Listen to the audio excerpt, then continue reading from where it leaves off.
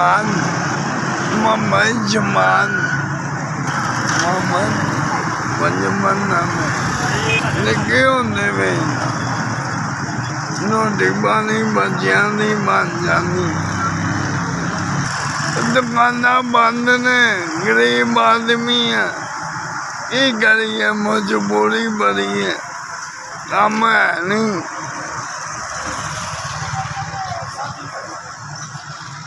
जिदा करे इंज मारे को होता है चलो बच्चियां ली रोटी अजे भी बन जाए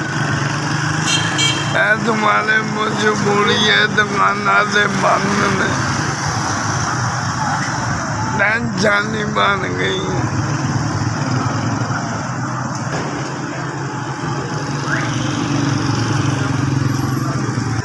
गले का मसला उदों कारोबार उंजते ने मजबूरी बड़ी अल्लाह ही है जरा मालक दे बाकी खान पीन वाला काम बंद होए ज़्यादा ज़्यादा भाग तेनों चंदा जगार जिन्होंने भेजने अल्लाह पाक उन्होंने भले कर देवे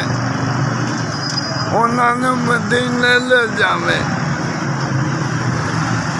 जिन्होंने लोगों ने मैनू गरीब बंदे 4 साल भेजे